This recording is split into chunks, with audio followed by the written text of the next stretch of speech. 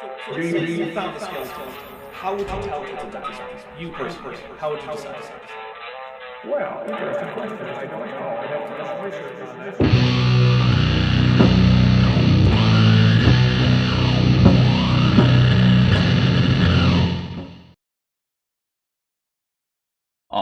All right, we are live. We are here back with Kent Hovind's, what is this, class 2? I don't know, it just looks like he's wearing earrings to me right now.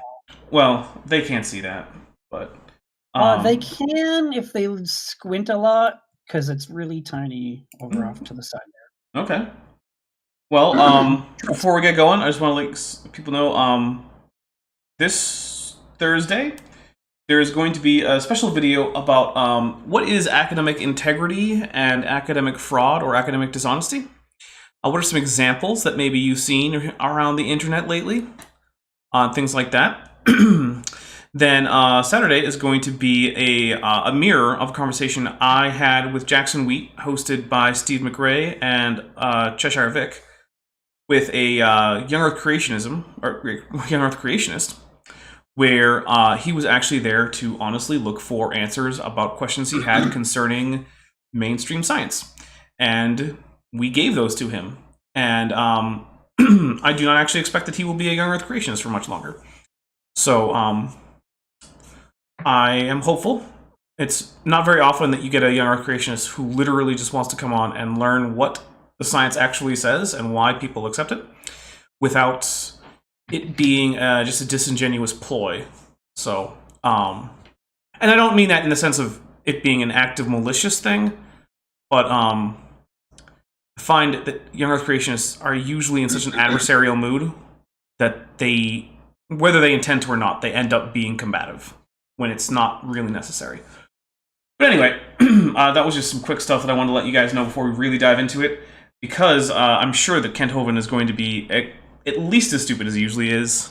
It's possible, right? Anything's possible.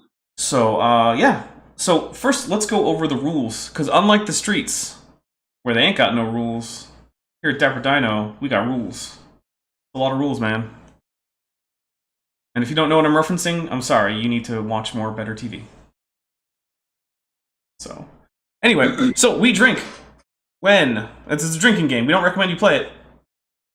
But you can if you want to. But if and we accept no liability if you do play it. So I accept nothing, liability or otherwise. Yeah. So I accept that. We drink when Kent is just so stupid we kind of have to, because that happens a lot. We also drink whenever Kent gets something right, and he's not just quoting something, which does happen. It's fair. You got to be fair. Right. It happens at least once an episode. Right. Yeah, it does. Sometimes it's my name is Kent Hovind. But then sometimes he says my name is Dr. Kent Hovind, so he gets it wrong. Right. Yeah, because he We'll get something right. He has no such degree. He has a paper purporting to be such a degree, but it's at least as good as my degree from, what was it, Bent Hovind University? Something like that. No relation. In dinosaurology or something? Your degree's even newer. Yeah. So, it has even more zing and more pep. We also drink whenever we hear the Toho Kaiju come around, which is mostly random. There you go. Just like that. Okay. And is there anything else that I'm forgetting? Oh yeah, whenever Kent tells a joke that just fails utterly, which is most of his jokes. Well, no one can laugh except for Kent. He's allowed to laugh. And it has to be like, it's usually only one person notices. And there was at least one where the chat noticed. Monk Mayfair says, yeah. Monk Mayfair says Dr. Dapper Dino and Dr. Chesh. Yes. We gotta get Chesh to get that Patriot University doctorate. Yeah, we do. Is there any progress on that right now? No. I need to actually just call Patriot Bible University and say, what are the requirements? So actually I did find out that one of the requirements is a recommendation from a pastor. I'm not sure what the plan is on that. I told Chesh that. She was like, I think I can probably swing that. I'm like, all right, well, it's probably going to be on you, but... I could also swing that. Do you know any pastors in Canada that live near Chesh? In Canada? Yeah, they'll probably check. What if it's like a long distance, like a Zoom church. Is that a thing? Yeah, they have them all over the internet now. Wait, really? Yeah, because of the thing, you know? Yeah, but usually that's just a replacement for what would otherwise just be a local church. Right, but these have existed for several months now, and But like, I am an ordained minister through the Universal Life Church. The one where you put your name and email address in there, and then they ordain you. all right, well, there you go. And that's been for like 12 years now, I think. Wow, you've been a minister for a really long time. My cousin did it first. I get consulate parking, which I'm never a consulate, so I don't use. And like, that's about it. And I can do the wedding ceremonies and all that, which I haven't done yet. But yeah, it's legit. It's recognized by the government. Well, they're the ones who matter, apparently, for this. So, all right. Did they though? I don't know. It doesn't matter. Let's just get some of Kent. No. Let's get some of getting thirsty. All right, so here we are. This is where we left off last time, apparently.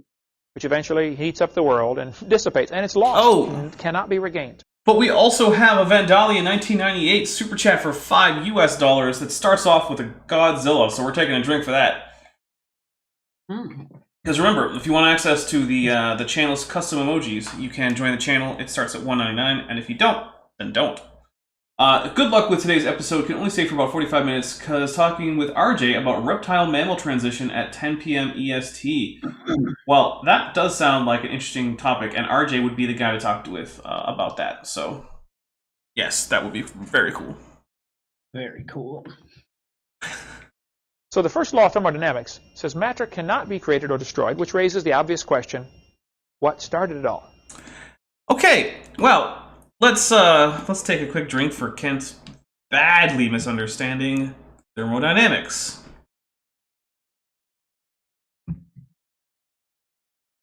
And Megan Fox's giant boob says, have you ever heard of Dudism or the myriad of other parody religions the government markets? Yes, I have. I have, in fact, am aware that, although, actually, I would argue that the Universal Life Church is less of a parody religion and more of a way for people...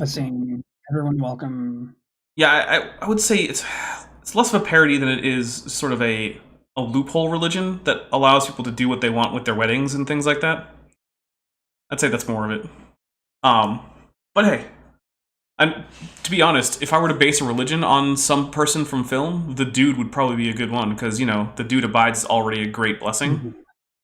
You can just, like, stretch out your hands with a White Russian in one, and just say... I almost wore that sweater. I have his sweater. Oh, do you? That would have been fun. I almost wore it. Could have had something that looked like a White Russian, too. Maybe after the intermission, we'll see. All right. You gotta get the bathrobe, too. Have to remember. Do you have the bathrobe? I don't have the bathrobe, just the one sweater. All right. Well, anyway, the first law of thermodynamics does not say that matter cannot be created or destroyed. It says that the total amount of energy in an isolated system must remain constant. That's it. As a matter of fact, you can take that energy and convert it into matter, or take that matter and convert it into energy. But, yeah, the total amount of energy in an isolated system must remain fixed. That's all it says. Now, Kent, it is true that there is this open question of where does the energy of the universe come from? However, there is actually some reason to think that when you sum all the energy in the universe together, it might actually sum to zero, which means you don't actually have to explain where it came from, because there hasn't been any net change in how much energy there has been from, a hypothetical zero. But let's see what else Kent has for us. If I can switch back to the right screen. There we go. Had to start someplace. Let's take about a 2-minute break, stand up, turn around, stretch. I'm not doing that. So the word thermodynamics simply means heat power. There are 3 different laws of thermodynamics. We'll get into the first and second one. The third one, I don't remember what it was. Nobody ever uses it anyway. Kent, there are 4 laws of thermodynamics. There's the zeroth law. Boo. Boo, Kent. Everyone forgets the zeroth law. Oh, I don't even know the zeroth law. You don't? Would you like to? Why don't you explain for the audience, and then we'll all know what the zeroth law is. So the I probably forgot about it. The zeroth law is basically the it's that if system A is in thermodynamic equilibrium with system B, and system B is in thermodynamic equilibrium with system C, then system A is also in thermodynamic equilibrium with system C. Oh, and work in progress for $4.99 US says never follow health advice from Kent. No, that is excellent advice there. Kent likes to give health advice, and you should not follow it. Like he likes to tell you to eat literal poison. Just cyanide. Yeah, whoever died from cyanide poisoning. Probably a lot of people. A lot of people. Yeah. Because it's very dangerous. Yeah. Like Kent does want you to eat it. To why again? To cure cancer? To cure and prevent cancer. It's going to do both. It's very, very fancy cyanide, somehow. Yeah, I mean, you eat enough cyanide, you'll never get cancer. This is true. Because you'll die very soon. And that's not what we want, Kent. Well, Kent might want it. Yeah. Okay, so let's get more Kent. And also, it is true that the third law is one of those weird ones that doesn't come up much because it has to do with like absolute zero and how it relates to entropy and why you can't get to absolute zero. So it's obscure for most people. But it's one of those things you learn in physics class and then you forget. But if matter cannot be created or destroyed, which it can, and sometimes this is phrased a little different, but this is the same concept. Basically, it says it can only be changed from one form to another. You can change matter to energy. Mm-hmm. I can burn a piece of wood and turn it into heat. Okay, Bent? You want to tackle? I don't want to even deal with this anymore. I took a drink. Okay, so I need to finish my drink. That was bad. That was really bad. Okay, so the conversion in a burning piece of wood of energy is from chemical energy into thermal energy. And some of that thermal energy then is converted into kinetic energy in terms of convection currents and whatnot. But whatever, that's the basic thing. Chemical energy is being converted into thermal energy. An example of matter being turned into energy would be fusion in the sun, which releases high energy photons and neutrinos, and the total sum of the mass of the neutrino plus the new atom is less than the sum of the masses of the two previous atoms, and that difference is offset by the photon, the energy content of the photon. That would be an example of matter turning into energy. But Kent is an idiot and thinks that apparently fire is nuclear fusion or something. I guess he thinks that the sun is literally just a pile of coal in the sky that's burning. He thinks the sun is just a big fire. He says it all the time, doesn't he? Big fire in the sky. Did you hear Matt Powell said something about, the air in space is different, but still, in order for the sun to burn, you need oxygen. It's just like... And Matt Powell is friends with... No, it's real. It's real. I think he said it on Vice Rhino's channel. And Matt Powell and Kent Hovind talk a lot. So they might actually agree on that. I can't say for certain, but it would not surprise me to hear that Kent Hovind also thinks the sun is literally a fire that needs oxygen. That is a debate that I would have with Kent Hovind. I would debate him on that. Yeah, the air in space was always fun. All right, so let's see if Kent Hovind can get anything right about thermodynamics. My guess is no. He doesn't know how many laws there are. He doesn't know what the first one is. Topic: why Satan hate us. It's true. Maybe why Satan hate us is because Kent is bad at thermodynamics. It's not why Satan hate us. It's topic: why Satan hate us. Oh, that's true. Look where the quotation marks. It's very difficult to change the energy back to matter, though it can be done. Oh, wait. That's not what you said when you were debating King Crocodile there, Kent. Well, he forgot. But there's such a loss. Every time there's a loss of irretrievable energy that eventually everything will experience what is called a heat death. The universe will all cool down. It'll be uniformly cold everywhere. Probably. Yeah, we'll take a drink. That's broadly accurate. That's why I wrote a song called Heat Death. You did. I did. It's on coppermagma.com. Go check it out. I hope it's not. It's not there yet. It's not there yet. Just keep an eye out on coppermagma.com. We have some demos, but not the real demo. Since matter cannot be created or destroyed, this leaves us two choices to explain how the world got here. We are here. Oh, So there got are that only right. two choices of how we got here. Number We are one, here. somebody made this world. Um, And this is where you get into, okay, who made it? Well, there's all sorts of options there. You know, is it Allah or Jehovah or God or Buddha or whatever, you know? That's where you get into all the different religions of which one is right. hey, that was also accurate. That is an open question if you decide that someone made the universe. The answer, there are a lot of who options. But the fact is, it basically breaks down into two categories. Somebody made it, or it made itself. Now, if you want to say it made itself, well... Wait a minute. So are we saying that impersonal, extrinsic to our universe options do not exist? That's what Kent's saying. Because what about the inflaton field idea, where the universe is actually created by a larger, ever-expanding space-time, which has local slowdowns in inflation, which then can burst into new Big Bangs and new Well, who created universes. that? Well, I don't know, but it still wouldn't be the universe creating itself. Somebody or itself. Or something larger. I mean,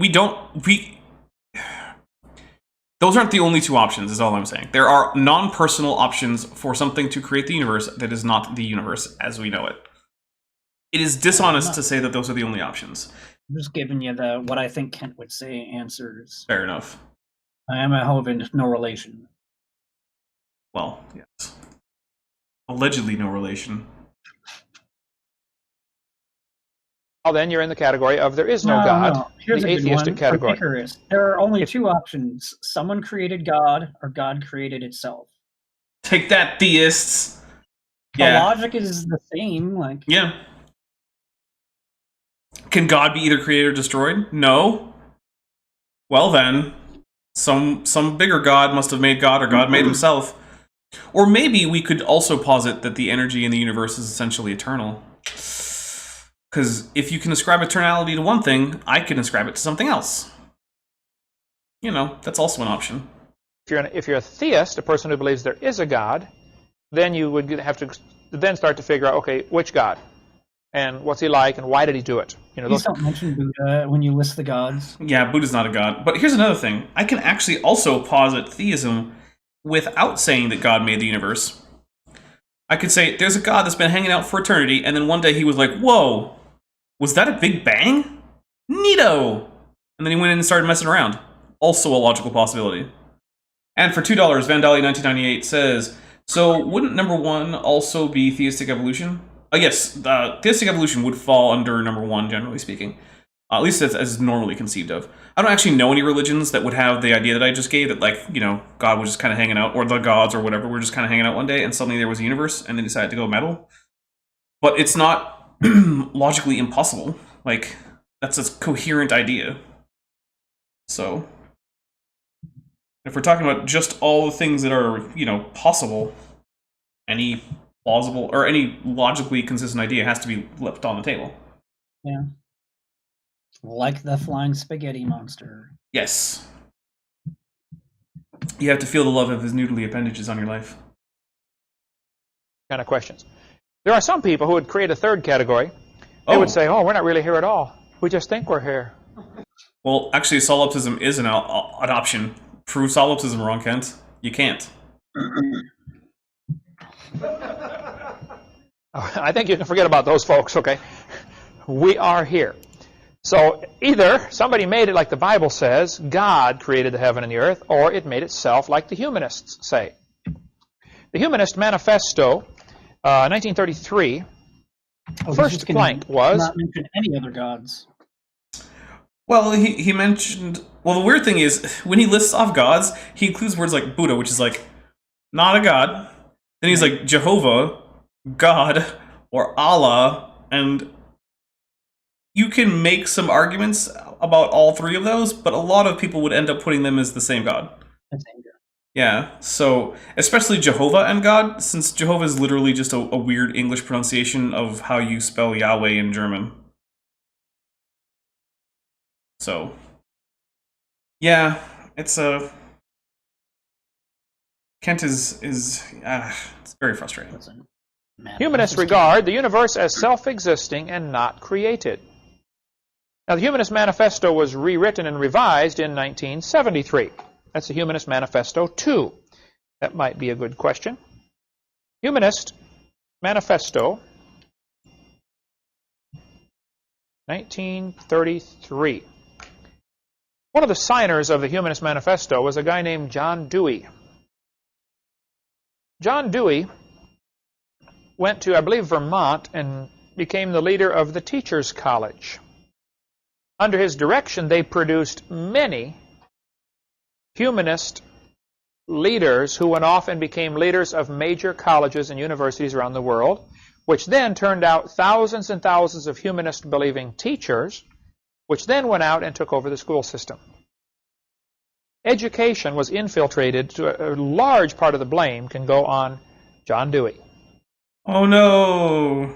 Education was infiltrated by a group whose stated aim is to promote human well-being and flourishing through science and reason. The horror! So bad. I mean, oh my goodness. So, I will actually add this. I kind of wish that secular humanism was more willing to dialogue with other groups that are not necessarily atheistic, but which share similar ethical ideals. Basically, I think it should be easier for people who are not atheists or agnostics to identify with humanist philosophy. And I actually do think it was a bit of a tactical mistake to tie it more strongly than it needed to be to not believing in God. Because you know what? If you want to work for human flourishing and lack of harm, and you want to use a consequentialist ethical philosophy to do it, I don't see why you shouldn't be able to work closely with secular humanist organizations. But they just make it a little bit difficult because of that odd insistence. So that's just my one little criticism of secular humanism as it has been generally formatted or propounded or whatever. I don't know. Words. Who was one of the signers of Humanist Manifesto, 1933. So we'll get into education more, but John Dewey and his philosophy of we're going to get humanism, hot takes see, on really boils down to this. from Kent. If there is no God, Okay. then we better get together and figure out how to run this world, because it's up to us. That's accurate. Right. I will take a drink. That is So true. we end up with man's wisdom. Twice in the Bible, it says, every man did that which was right in his own eyes. Well, if there is no God, then how do you decide right from wrong? I often ask people, you know, if they believe in evolution, I say, well, how do you tell right from wrong? Kent, if you believe in gravity, how do you tell right from wrong? I mean, It's almost like it has nothing to do with anything. right. The thing is, you can keep doing your divine command moral theory with evolution. It's fine. Andrew Cumming asks, have you ever thought of an image for this series where Kent is in a military uniform fighting a giant man representing rationalism? I have not. Most of these are themed on movie posters. So this one is the Apocalypse Now movie poster. Even Requiem for Kent was based on the Requiem for a Dream movie poster. It was very abstract. I don't know if many people got it, but I mean, it's a possibility. Send me like a mock-up or a thumbnail or something, and then I'll see if it looks like something I want to include. And I actually do mean to send me a mock-up. So, because unlike someone, I know what those words mean. Oh. Yeah. Think about it. What is sin, if evolution is true? There's no way to tell, is there? You don't have a standard. I'm just gonna drink. I'm just gonna drink. It's stupid. The humanists believe the universe is self-existing and not created. Well, this, of course, is rather difficult to believe, and the devil knew it would be hard to believe. I would also want to point out that the Humanist Manifesto, which isn't well thought out, it's more like a systematic humanist philosophy, but whatever. I hate the word way the word manifesto is used nowadays. Anyway, it also tells you how they do their ethical considerations. It's consequentialism, Kent. That's how. So he had to think up some way to sound scientific that the world could make itself. And over the years, many theories have been proposed to explain how the world can make itself. Really? There's been the Nebular hypothesis, was real popular for a long time. The current one today is called the Big Bang Theory. No. Oh. No. No. Mm-mm. Those are different things. I'm taking a One drink. of them talks about how this planet was formed. Yeah, the Nebular hypothesis remains popular today because it is, in fact, a hypothesis about the formation of the solar system, which apparently Kent thinks is the universe. And also thinks is the planet. Yeah. As he specifically said how Earth was created. So several times, actually during this series, we've seen him confuse the Nebular hypothesis with the Big Bang. And I don't know why, because they're extremely different. Like, for one thing, they're opposites, because the Nebular hypothesis is about diffuse stuff collecting and getting hotter, and the Big Bang is about dense stuff expanding and getting cooler. So they're literally opposites in that sense. So, maybe don't do that, Kent. It makes you look dumb. Kent is, I don't know if he's particularly bad in astronomy, but he's pretty bad with it. I just think it's not particular. It's just that you know enough about astronomy to notice it. That could be it. I think that is what it is. Like when Kent talks about geology, I'm like, man, that guy's smart, because I know nothing about geology. That's his shtick. He's a confidence man in every sense of the word. And that's why I was a fan of his growing up, because I didn't know anything about that stuff he was talking about. Anyway. Let's see. Andrew Cumming wants to know if Kent accepts exoplanets. He probably does. I don't know why. I don't see how it would challenge anything that he thinks, and I know that he accepts, or he's willing to just give it to astronomers so they can make parallax measurements. So they should be able to make the kinds of measurements that we usually use to detect exoplanets. So I would say probably. But they have to be relatively close, I think, for Kent. Yeah, that might be true. But then again, most of the exoplanets we found have been relatively close, because we've been starting off looking at close stars. So. Heard of the Big Bang Theory? That is the current way to explain how the universe got here without a creator, which of course really doesn't explain a thing, because they're just giving to some mythical name, Big Bang, they're giving it the same characters that God has. Big Bang created time, space, and matter. Man, did you know that God is hot and dense and has a very low scale factor? I didn't know the term Big Bang was considered mythical. I just want to know what the connection between the Big Bang and God is that he imagines that, like... I have no idea. I guess he's just saying the creative capacity to create time, space, and matter? Or energy? But, like... Yeah, I don't know. No one thinks the Big Bang is personal, or that God is a dense singularity, or any of these things. Like, this is just nonsense. Nobody thinks... Kent might think that, but... That would imply that Kent thinks. Oh, is Kent wearing a dinosaur tie? I hope he is. It's hard to tell. Too much compression. Bible says God created time, space, and matter. So they're trying to accomplish the same thing, explain why we're here. Kent, God can create the Big Bang and thereby create time, space, and matter. Oh, problem solved. And what, who are we? Why are we here? Where are we going when we die? And those kind of things, without God.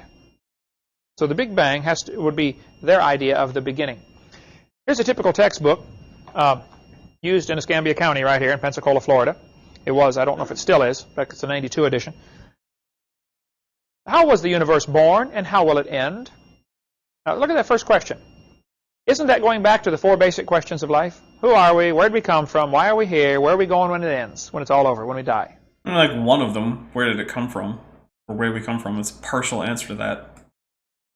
Every religion tries to answer that. So what they're doing here is introducing a religious concept in the schools to explain something that every human wants to know, some of the basic questions of life.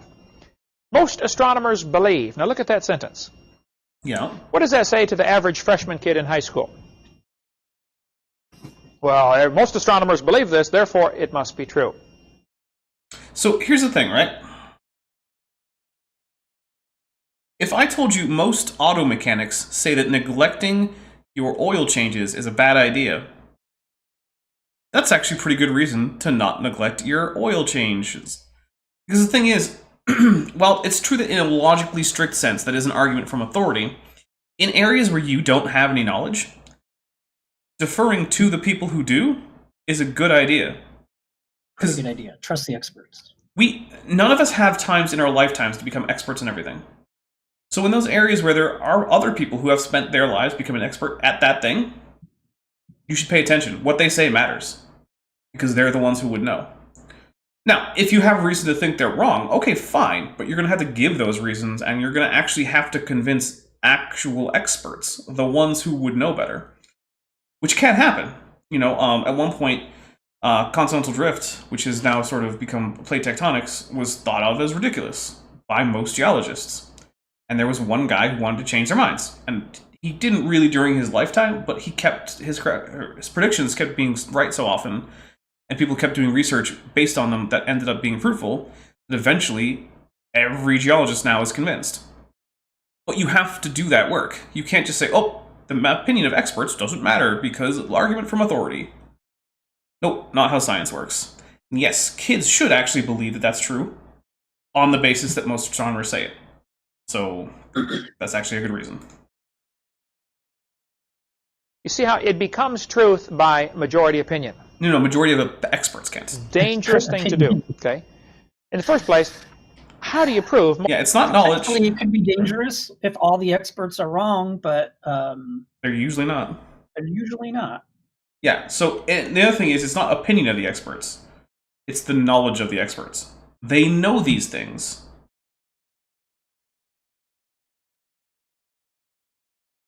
Most astronomers believe that. They don't offer any evidence for how they prove that. They just make the statement. I could say, everybody knows Fords are better than Chevys. Which is, first place, would be a probably guy. I'll be honest.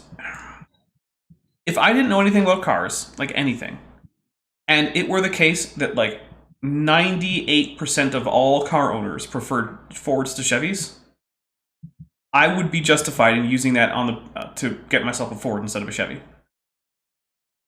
Like that would be a reasonable thing to do. Because there's this thing called the wisdom of crowds, right? So like if you ask one person to guess the weight of a cow, they're probably going to get it wrong. But if you ask 500 people to estimate the weight of a cow, and then you average the numbers, it usually comes out pretty close. Because while no one actually has a really good idea, everyone tends to have some kind of thought process. And on average, people tend to be about the right ballpark, right? Like no one's going to say it weighs 5 grams. On the other hand, no one's going to say it weighs 8 tons, right? People are going to be like, 400 or 500 pounds maybe? And then you'll find out that, yeah, once you average that out, that's about true. So it's one of these things where in formal, strict logic, yeah, these would be arguments from authority or appeals to popularity, which are technically incorrect. But in your daily life, they're actually reasonable guides. Now, if you have good reason to think that the wisdom of the crowd is off, then great, don't accept it. But you cannot deny that it is actually some kind of reason. not true. But if just because I make the statement and sound dogmatic when I make it, that doesn't make it true, does it? Projection. That's a judgment call. Yes, that is. And this is a judgment call, but think of the impression this makes on a freshman who's taken this course, or an 8th grader in this case, general science. Most astronomers believe, well, what's the kid going to think?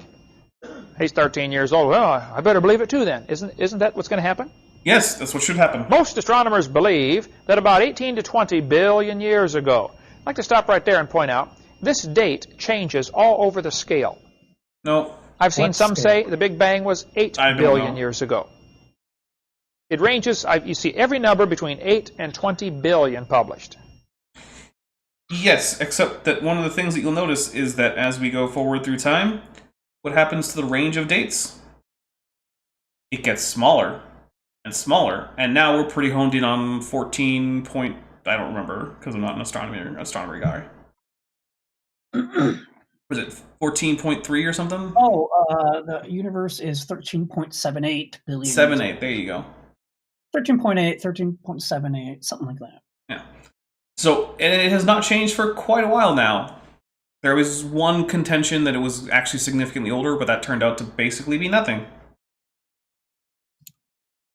So, yeah. It's almost like science hones in on the right answer as it gets better and better measuring techniques, and more evidence comes in. The fact is, it's long ago and far away. That's what they're trying to get across. No. Now, one of the things I do that is it was- Why extremely would you say effective. far away? Yeah, the Big Bang happened everywhere at the same time. It was right here. You were standing where the Big Bang happened, or sitting, or lying down. I don't know. Whatever you're doing, swimming, you're doing it where the Big Bang happened. Chesh says, I am also 17. Hello, fellow teenager. When you're trying to talk to an evolutionist or a person who just doesn't know what they believe. Even if I'm on the airplane, riding on the airplane, and sitting next to somebody, we get into a discussion, what do you do? Evangelists speak on dinosaurs in the Bible. Of course, they want to know, what? And a lot of people. I get my napkin out or whatever, one of the... He really does only barely ever talk about dinosaurs. It's kind of disappointing. Yeah. Barf bags on the airplane or something. And I draw these two lines. I have learned that if you just simply say 18 to 20 billion years ago, the kid reads that, the brain cannot absorb big numbers. Congress knows that. Basically takes advantage of it all the time.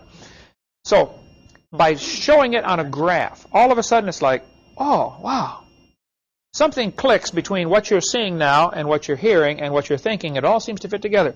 So by graphing it out, on my napkin I'll make two lines, and I'll label one, 6,000 years ago, creation, 4,400 years ago, flood, 2,000 years ago, Jesus' life.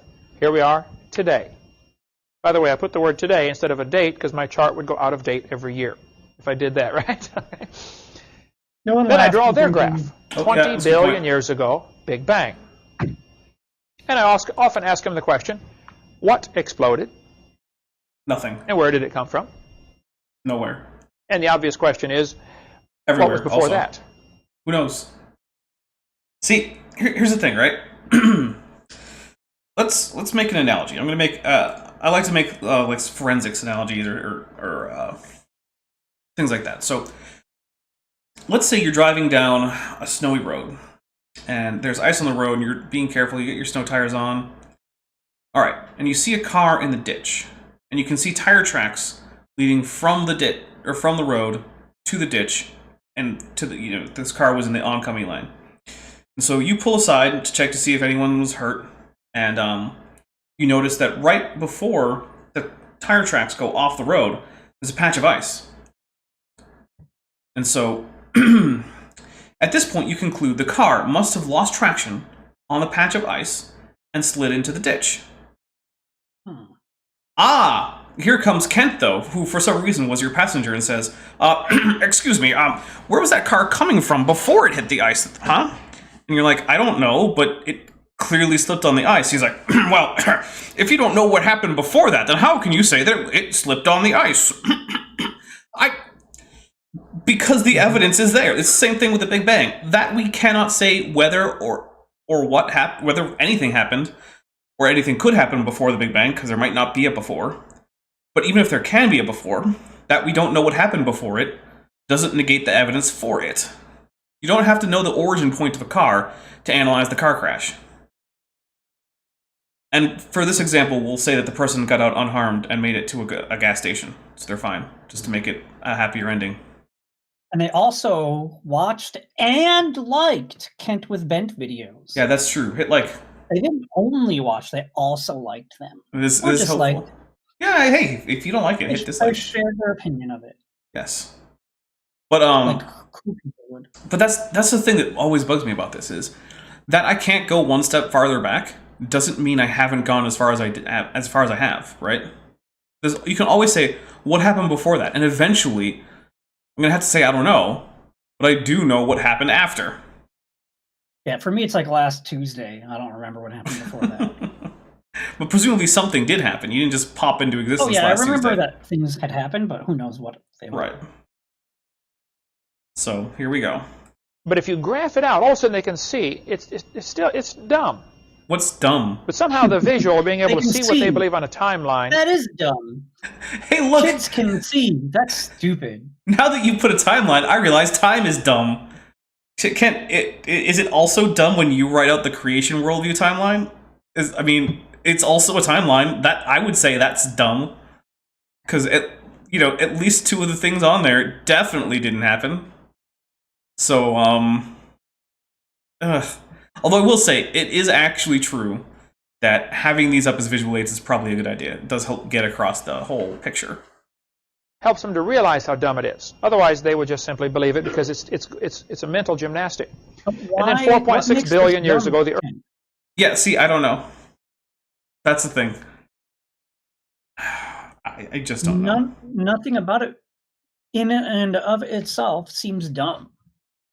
Yeah. I mean, if you just take both of them as timelines, neither of them seem dumb. They're just separate timelines. One is more likely than the other, but still. Yeah, I don't know. Because anything that would be dumb about making a timeline for the standard view would also be dumb about making Kent's timeline for his view. The only thing the color combination he chose? Well, it is bad for the evolution world because he's got a red timeline on like an orange background. Like, don't do that. Yeah, something like that. I can't tell. Yeah, I'm sure the colors have been a bit altered, but because this looks like it's like a JPEG version of a ripped VHS, which just terrible. Filmed with a potato, basically. Earth cooled down, which is what the textbooks teach, and 3 billion years ago life evolved. Some say 3.8. It doesn't matter. The concept is still the same. Okay. It doesn't matter. And then this life had to. Then you have to have macro. What's that? Sorry. It doesn't matter if it was 3.6 or 3.8 billion years ago. Yeah, not really. I mean, it's kind of interesting, I guess, to the right people, but like, it's a long time ago, Kent. It doesn't really matter. Whichever one of those two it is, if it is those two. What's a couple 100 million years between friends? Exactly. Evolution to get to various life forms. All 6 meanings of the word evolution can be found on the chart. Cosmic evolution, that'd be the Big Bang. No. Sometime in here you'd have to have chemical evolution. Take some drinks for then you'd have to have stellar evolution. The stars and planets have to evolve. They would teach the Earth was one of the last ones for planetary evolution here. There's Mothra. Then you have to get origin of life, organic evolution. Organic means living. And then you have to have macroevolution, changes between kinds. And finally, way at the end, you get a little bit of microevolution. It depends on the context. In chemistry, not usually it just means carbon compounds other than simple hydrocarbons. But in a lot of science, other than chemistry, it usually does basically mean living or derived from living things. Sure. Kent's not a chemist. There's a lot of things he isn't, and that's one of them. True. Ocean. Variations within the kind. And from here on is all we've observed. All the rest of this is imagination. But by putting it on a graph, all of a sudden they start to see, wow, that is silly, isn't it? No, we've observed. So the textbook tells the kids 18 to 20 billion years ago, all the matter in the universe. By the way, the word universe is a question we should ask about. Universe comes from 2 Latin words. Uni means single, a unicycle. Verse means a spoken sentence. No. No, that's just not the etymology of universe. Okay, let's quickly look up the etymology. Universe is Old French. Universum is Latin. Universus is Latin, combined into one or whole. Uni meaning one. Versus meaning turned. Vertere. So, what did Kent say it was? From where? It came from versum, meaning a spoken word, from Latin. But it actually means from a single spinning thing. Or a single thing that's been spun. From Latin. So, no, Kent. Once again, simple Google searches, or in some cases, my already just knowing the languages well enough, has proven that your etymology skills are about on par with your astronomy skills. Which is to say... You could probably even do a Bing search and outsmart Kent Hovind with that. It's possible. What about DuckDuckGo search? Oh, yeah, for sure. Okay. You have verse and prose. So a universe, the word itself means a single spoken sentence. No, it doesn't. No. We live in a single spoken sentence. God said, "Let there be." See, God spoke everything into existence. Now, everything I've ever built took effort on my part. I mean, Right? that's a cute analogy, but God that's not the spoke origin of the word and universe.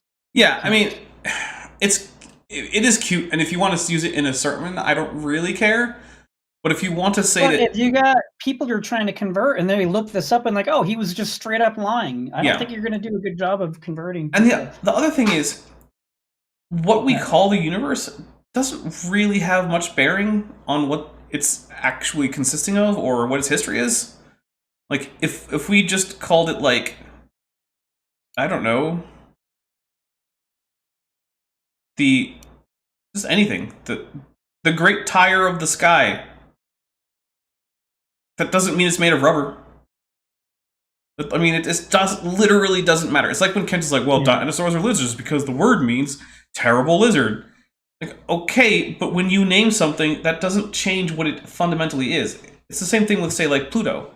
When they said, oh, Pluto's only a dwarf planet, nothing about Pluto changed.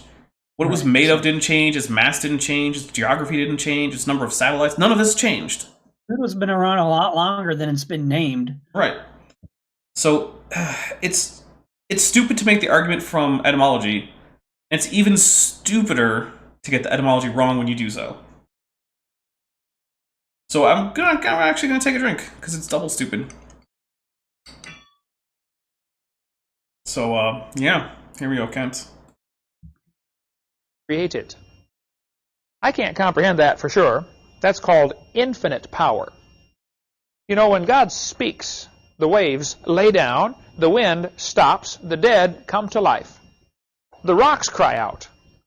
Everything in the universe obeys his voice, except us. We're the only ones he's having a little trouble with right now, but he will fix that someday too, when every knee shall bow and every tongue shall confess. But for now, he's having a little trouble with us. But he just spoke. Now, that's a powerful thought, that we live in a universe. You're not helping. And I use it on the evolutionists all the time. You know, we live in a universe. So here's something about that, right? So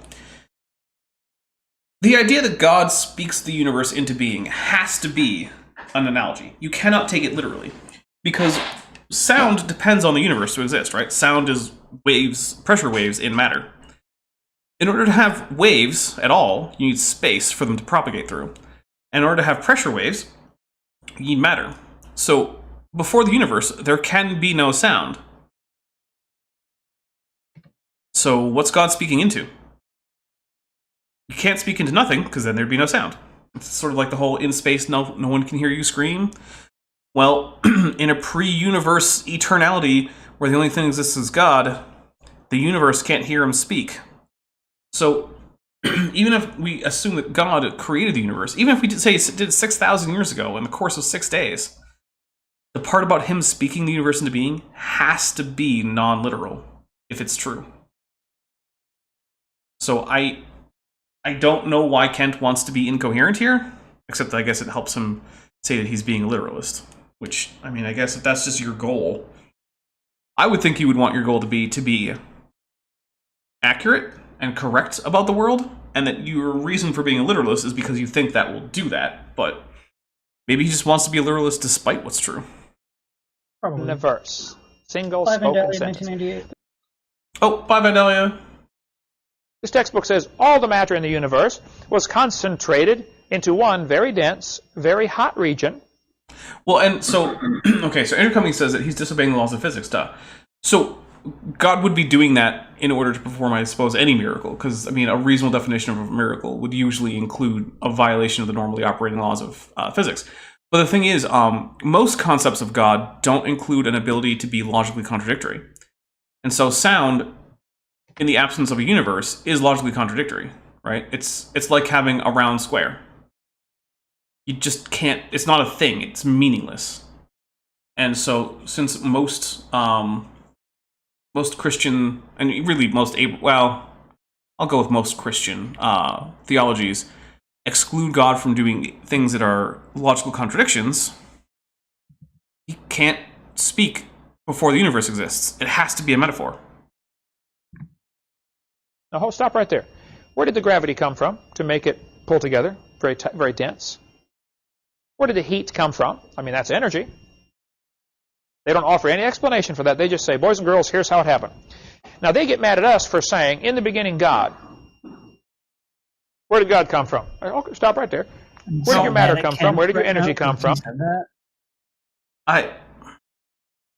Look, I also think, so where did God come from is a stupid argument, and most people I know who are atheists or agnostics, and even the ones who are anti-theists, tend to agree that that's not a very good argument. But here's the thing. You can just say that God created the Big Bang if you want to. But not knowing where it came from, again, doesn't mean that we don't know that it happened. Just like with the car in the ditch. Just because we don't know what house the car drove off from, doesn't mean we can't say how it got in the ditch. It might not have happened, but right now, it seems like all the evidence is pointing to the fact that it did happen. And I don't know why I'd be wrong to believe that. Based on no. You would be justified in believing that because you've seen sufficient evidence. That's all it takes. Yep. Where did your gravity come from? From the matter. They don't have any answers either, do they? Curvature of space-time. It's just as much a religion as what we have. From the point is, both are religious. The problem is, this religion is tax-supported. No. That's why I offer in my ministry $250,000 for anybody with any real hard taxes. If you want to call it that, it pays taxes. Which churches do not do. Because churches don't. Yeah, although... But like colleges do, or people that aren't churches do. Although, not Kent Hovind, who was a person who wasn't a church. That's true, Kent. Although, he tried to claim that he was a church by saying the money belonged to God, not to him. Well, apparently, if it belongs to God, and God says to follow what your government says, and your government says you have to pay taxes, then maybe you're supposed to pay your taxes, Kent. Well, he's just God's trustee, and God didn't tell him to pay the taxes, so... Yeah, I guess so. I mean, that's literally what his claim was, basically. He was like, yeah, I'm God's trustee. That's his money. I'm just holding on to it for him. I'm not supposed to hide this in a bank or bury it underground. I'm supposed to invest it in whatever, blah, blah, blah. I don't know. Actually, putting it in a bank was one of the good options. Oh, he should have just paid his taxes. Well, that also would have been a good option. If you don't want to go to jail. Yeah. Yeah. But hey, he's not the only one who's going to go to prison for stupid reasons. Scientific evidence for evolution. I get lots of letters because of that offer on my website. Even the billboard we put up in St. Louis, right next to the St. Louis Museum, where they have the temple to Darwin, basically is what it is. People would say, oh, no, of course we can't prove evolution. Can you prove creation? Ha, ha, ha. I'm going to actually go ahead and say that I can demonstrate evolution with a very high degree of confidence, but proof is for, math and alcohol. Math and alcohol, that's what proof is for. But, yeah, no, my comeback is never, you can't prove creation, because everyone knows that. My proof is simply, hey, look at all the evidence, there's mountains of it. Yep. Like, literal, if you printed it all out, you would have to climb a very large pile of paper. But that's exactly what I want him to say. I respond by saying, no, I cannot prove creation, and you cannot prove evolution. So my question is, since neither of us can prove what we believe, why do I have to pay for your religion to be taught in the schools? Shuts them up every time. No, it doesn't. Well, it shuts them up because they're dumbfounded at how stupid that question is. You believe? Yeah, basically. Trying to figure out which stupid thing in that question should they respond to first. That's what they're trying to do, Kent. Well, sorry. This is another one of those interactions that Kent Hovind claims that he had. Like his... sorry. Goodness. I inhaled some drink. Which... Well, I inhaled some fluid, and I feel great. Well, good for you. I should not have done that. Gas, and I prefer air as my gas. I recommend that fair. Instead of liquid, because... But anyway, this is one of those conversations, like his hypothetical, what was it, Berkeley professor on an airplane. And I'm like, I just don't think that ever happened. I'm sorry. I think it's complete fabrication. I think he made that whole thing up. I don't believe him at all. But I do think that... you know what it is? It's Kent having these arguments with people in his head. And he forgets And, they were like, just in his head? picking up his own witty comebacks. He just keeps replaying how smart he is in his own head so much that he starts making false memories of actually meeting people. So basically, Kent Hovind can't differentiate between reality and his shower thoughts? Yes. Okay. He must shower a lot. Well, because those are the thoughts that you have in the shower, you know? You do the hypothetical conversation. Mm-hmm. And, that would... And then that the would be real a great conversation singer. was way worse, always. Right. All right. Let's get a little more Kent in, then we're going to take a quick break, and then we're going to come back. Would have thought it would have been "Get away from me, creep." That would have been the end of the conversation. 20 billion years ago, all the matter in the universe was in a very tiny dot, smaller than a period on a page. What would it take to put all the matter in the universe into a dot the size of a period? A lot of It'd take energy. a lot of pressure, wouldn't it? Probably have to reverse Yeah. all of inflation.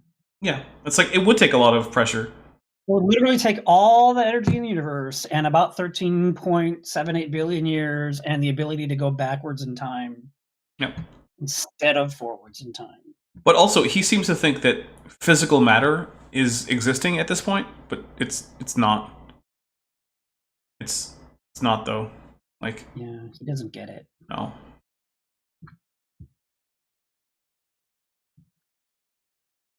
Oh, here we go.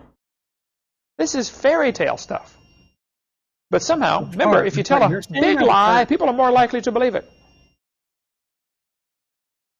When this Big Bang theory first got started, they said all the matter in the universe was in a sphere, I think they said 70,000 light years across. About 10 or 15 years later, they said, no, it was only 10,000 light years across. Well, I do want to point out at some time it would have been both of those, but okay. It keeps getting smaller and smaller. Now it's down to a dot. Guess what's coming after the dot? Nothing at all. What they're telling the kids here is, we have an explanation for where we came from, where are we going when we die, who are we, purpose of life. It's all right here, folks. I'm going to take a drink because no. In no way does the Big Bang answer the question of who you are, where you're going after you die, or what the purpose of life is. It's like no more than germ theory of disease answers those questions. The Big Bang is a theory about the history of the universe through deep time. That's it. It doesn't even really tell you where you came from in any sense that's probably going to be useful to you. You want to know where you came from, ask your mom and dad. Yeah, Minnesota, they say. Okay. Now, if you want to know where your ancestors came from, get a DNA check or do some ancestry work, like genealogies. All over the world. Although you might want to confirm the genealogical work with a DNA check because sometimes you get surprises. Because chances are that somewhere along the lines of your genealogy, someone told a lie. So, that is a very strong possibility. So, there is that. But we're going to take a quick break while you guys get to think about the possibility of lies before paternity tests were a thing and why that means your genealogical research might be for nothing. So, here comes the intermission.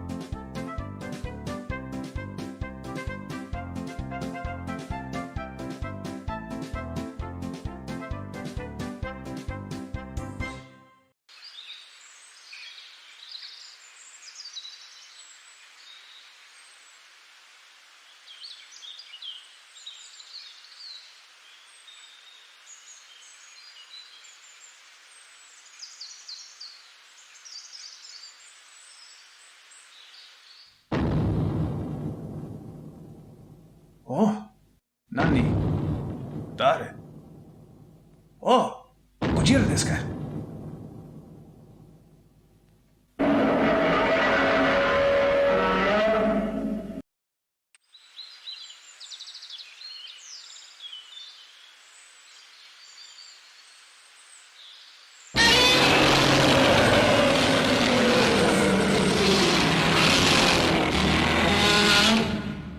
Hi, Kojira-san.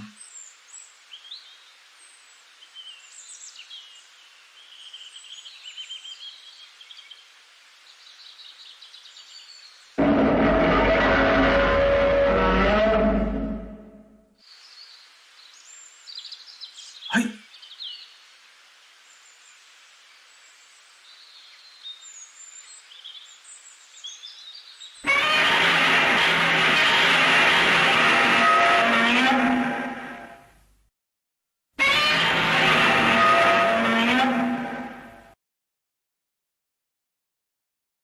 All right, we are back with. Well, at least I have a fresh drink. I don't know about Bent, but Yeah, Bent, I've just had water the rest of the night. Bent is also showing off his official dudist priestly robes. The dude abides. Yes, And I got it in the right color too, nice. which costs a lot more. Does it? Why? It's a popular Halloween costume, and Okay. got it on eBay because it's used. I forget the brand, but I looked it up once and found it on eBay, and it's been a lot. All right. Well, here Back we. when I would get drunk and spend a lot of money, I don't do that anymore. This is why I drink water and kombucha. Probably better. Here we go. They're offering the same thing. But now, it's godless. You're the result of an accident. There is no real purpose to life. Isn't that what this boils down to? We all got here by chance. Hey, just because my parents weren't planning on having a kid, it doesn't mean I don't matter. Which basically means, hey, you might as well have fun, because there is nothing to life. Well, what? No, that's the big bet. It's the same thing, but I'm still gonna drink for it. Although, also, I will point out, yeah, have some fun, but, you know, be a responsible person and a safe person. Yeah, that's not bad advice. And I'm pretty sure Kent isn't opposed to people having fun. I mean, he did try to make 2 theme parks. You're nothing but stardust. This destroys kids' faith. Destroys everything about them. No, it doesn't. This textbook says, by the way, used in Escambia County, all the matter in the universe, all the matter and energy will once again be packed into a small area, after many billions of years, of course. All right. This area may be no bigger than the period at the end of this sentence. Then another Big Bang will occur. The formation of a universe will begin all over again. A universe that periodically expands and then contracts back on itself is called a closed universe. In a closed universe, a Big Bang may occur once every 80 to 100 billion years.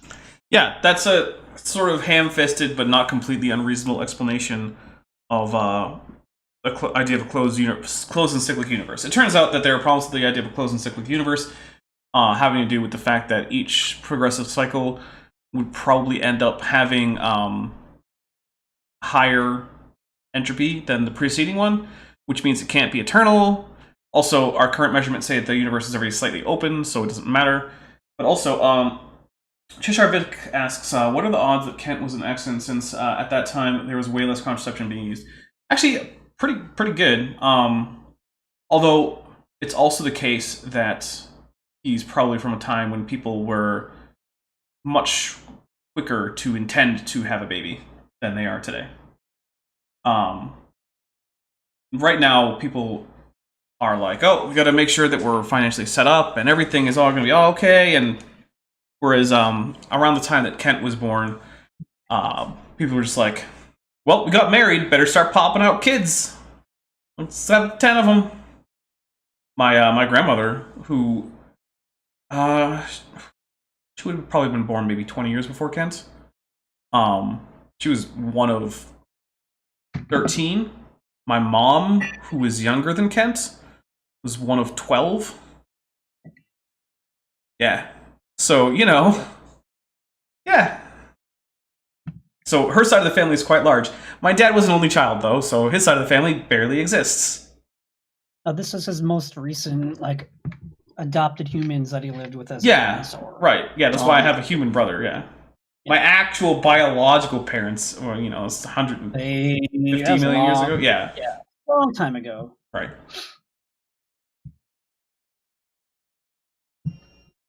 Talk about fairy tale stuff. What they're trying to do here is avoid the obvious question. Oh, Where did the Big Bang? Where did the matter? Tesla Ranger says, whoever said there are no mistakes, only happy accidents, which is Bob Ross, never met Kent. Oof. Nice. They might have met. I hope not. For Bob Frost's sake, I hope not. Matter come from? Oh, well, it came from a previous Big Bang. You see how they're trying to do that? That's like some of the Hindu religions. Where did God come from? Well, he came from a previous God. Oh, where did that one come from? I've never heard that claim in he came Hinduism, from one before that. At least about Brahma. That's what the Mormon religion teaches. They teach, as I am, God once was. As God is, I shall be. It's one of their slogans. It's slightly misquoted, but it's roughly accurate. I'll take a drink for it. He is broadly right about Mormonism. Kent is right. At least once a stream. I think this isn't the first time either. No, he's been right a few times. He usually gets a few minor things right. Yeah. They teach God was a man like us, and if you're a good Mormon, you get to go be a god someday and start your own universe. Well, only if you're a man, but yeah. So it avoids the ultimate question of how did it begin? Oh, it's just always been. It's always been. That's what they're trying to say here. 18 or 20 billion years ago, there's going to be, a Big Bang. There was a Big Bang, and then in another 80 billion years, it's going to. Well, I mean, it is what they're saying, but the way that that even the parts that you said, or sorry, why can't I move my mouse to the other screen? I don't know. Just move it. There we go. My computer was being a jerk. So the thing is, I don't even think that textbook was saying that this is what happens, because they were talking about a closed universe. I think if you were to read more of the context, they would be saying that this is what happens in a closed universe. The universe might not be closed. Instead, it might be open or flat. And then they went on to, presumably they would go on to explain those two things. But, who knows? Doing it again. Stop it, computer. Just Alt-Tab. Close up and start over again. This textbook says nothing really means nothing. This guy's real smart, right? Yes, let's keep looking at textbooks from 1989, Kent. Well, first there's that, but then the other thing is, the reason it's saying nothing really means nothing is because, let's say I tell you I have nothing on the table. Do you expect to see a void with no time, space, or matter above my table? No. No, you probably expect there to be like air and dust and space, and time's probably progressing. Yeah. So in common parlance, when we say nothing, we just mean nothing of note. In this case, they're trying to get across that it's really, really nothing. It's not space, it's not time, it's not matter, it's not even energy, maybe. Nothing. That's a concept that people aren't used to thinking about. It's not even. I can't really picture it, because I just picture like empty space, but guess what empty space is? Something. Right. It's like the rock biter said. You mean there was a hole? And then Deep Roy says, no, a hole would be something. This was nothing. Or no, it's the other way around. Rock biter. Deep Roy says, you mean there was a hole? And then the rock biter says, no, a hole would be something. This was nothing. And then everyone goes, and then nothing spreads across Fantasia. Spoilers! I mean, that's the whole point of the plot. Well, yeah, I guess, but. And it's like the first scene. Well, the first scene in Fantasia. Okay. Look, go watch, after this, go watch Fantasia, or The Neverending Story. Don't watch The Neverending Story 2. It's still happening. The story will never end. Yeah. Go watch it. The movie ends, unfortunately. But, it's a great 80s fantasy movie. It starts with a great, very 80s theme song. It's good stuff. Go watch it. Pretty good. I wouldn't call it great. Alright, fine. It's pretty good to great. He said not only matter and energy would disappear, but also space and time. However, physicists theorize that from this state of nothingness, The universe began in a gigantic explosion. I would not have written it that way. Now here we have 16.5 billion years ago. I told you the number ranges all over the scale from 8 to 20, right? 16.5. Right. Give or take They're what? making this is more evidence that they're getting even closer. Just like Dapper said, over time they'll get closer. Yeah. But no, anytime science refines a measurement, that's wrong. It's like if I pull out like an ungraded yardstick and I tell you, oh, this table's probably, like, I don't know, 2 feet tall. And then I pull out an actual, like measuring tape, right? And I measure it and it turns out, oh, no, this is 20 inches. Doesn't mean this table shrank. It just means I used a better instrument. Doesn't mean you were lying the first time. Right, that's also the case. Because if I just have a rod of wood that I know is 3 feet long, 2 feet at 20 inches and, like 28 inches, they're all going to look about the same. So yeah. Kent thinks it's all guesswork, but it's not. It's really, really intense and tedious, and the experiments yield results. And the results might say 16.5. And then, however long later, it'll be more and more accurate.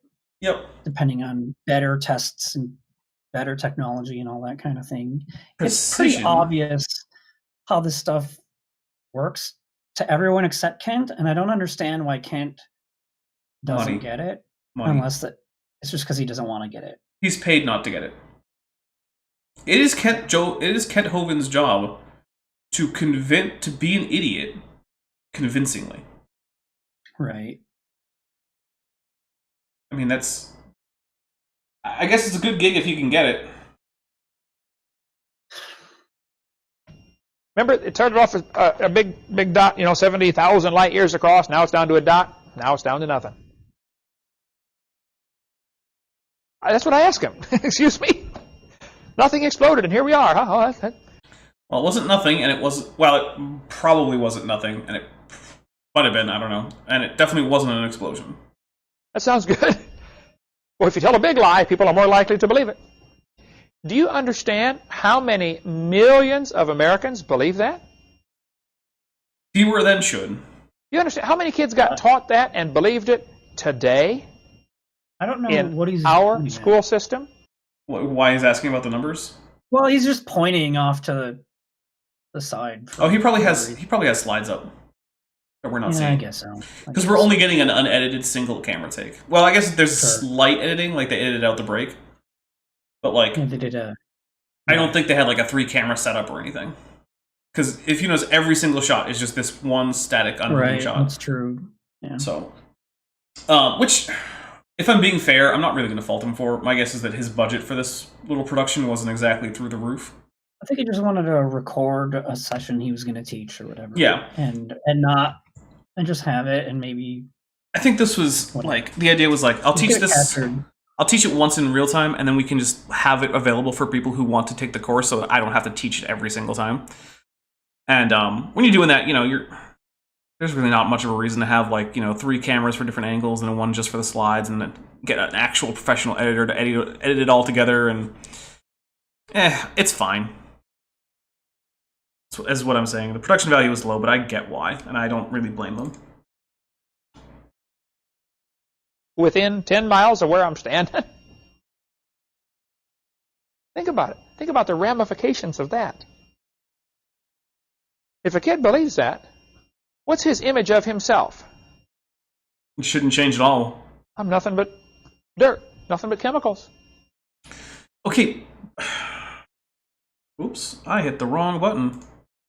I don't think a kid thinks that. I think a kid thinks, wow, that's a long time.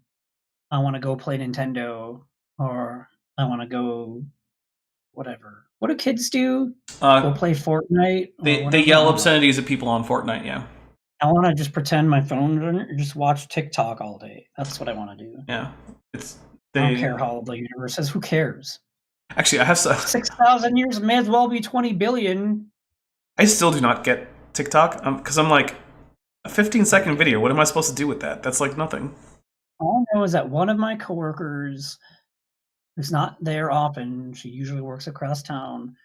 When there's downtime, she'll watch TikTok videos and you'll know she's watching it because she'll be laughing so hard. And she really likes these like cat videos of like cats doing funny things, I guess. I mean, let's be fair. I Hey, like that's fine. cat videos. Like what you want to like. I like cat videos.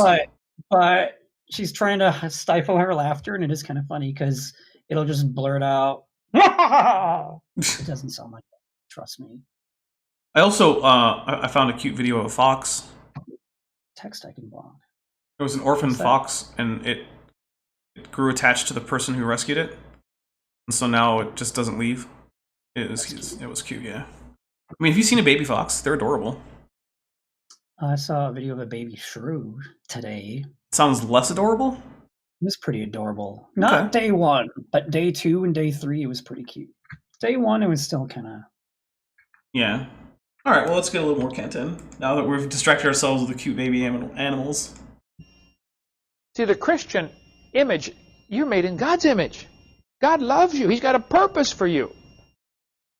You get a bunch of kids believing that, there's no telling what they're going to do.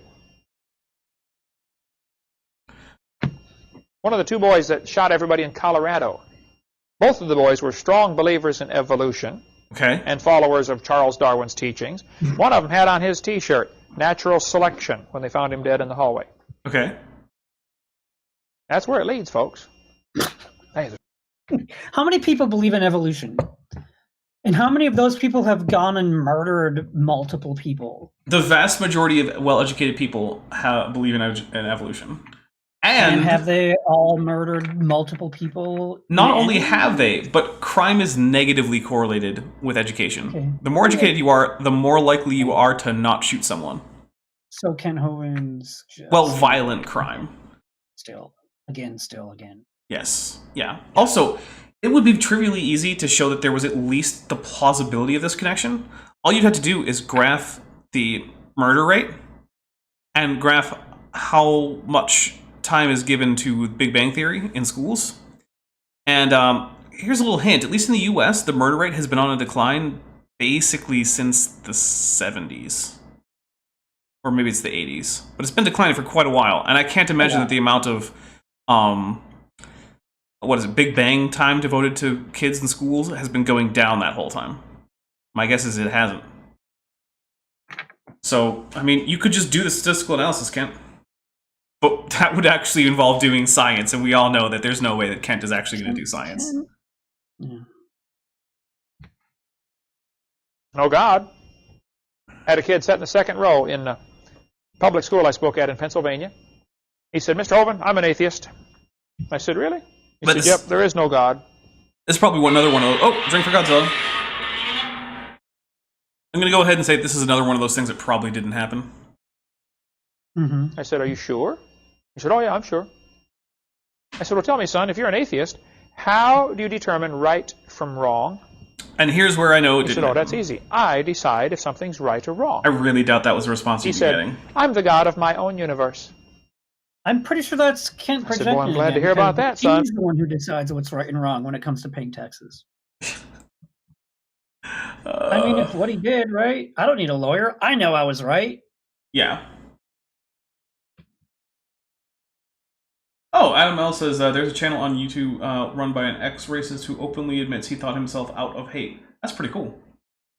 Okay. But so here's the thing, right? Atheists generally do not simply say that they decide what's right and wrong.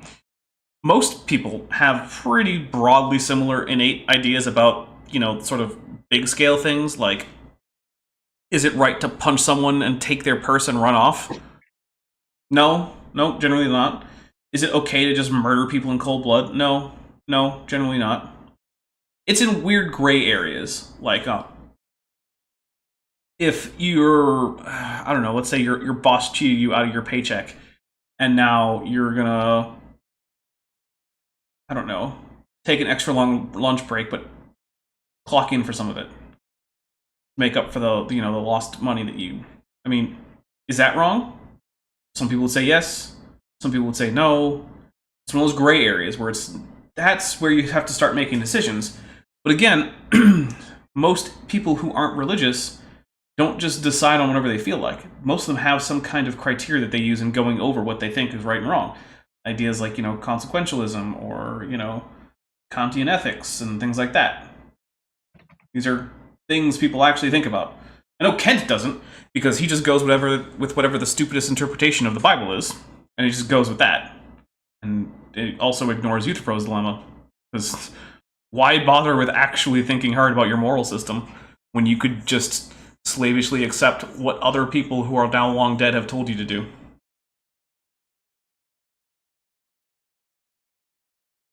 Because I'm going to shoot you in 5 minutes. He said, you can't do that. I said, oh yeah, you see, I'm the god of my own universe. Here's another reason I think that's incorrect, because that's a crime. You can't just threaten to shoot people. That's illegal. Even in the United States, with freedom of speech. There's every reason to think Kent is capable of fulfilling that threat. There's a reason to think he doesn't have a gun. Yeah, why is he admitting to a crime that he didn't actually commit because this didn't actually happen? Right. Oh, and for $4.99, Eric Vertala says, did you see my comment about doing a responsibilities to YEC Ryan the Raptor guy? I left a link to his account on your previous video. I did not. I am not sure why I didn't. Although comments with links have a tendency to get caught by the spam filter on YouTube, and I very rarely check the spam comments to see which ones. So you might want to contact me in a different venue, Eric, besides the YouTube comments, because YouTube is kind of notorious for like, oh, it's got any link, delete.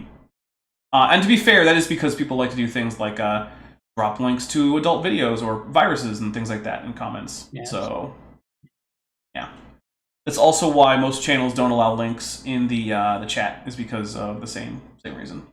So, because people get bombed with inappropriate links. I've known people who it has happened to. So, here we go. Let's get more Kent in. But I'm sorry about that. I did not see that. Or at least I don't remember having seen it. And I decided it's fine for me to shoot you. What's wrong with that logic? I will say, not all death threats are illegal. Things that it's unreasonable to assume that you could actually do.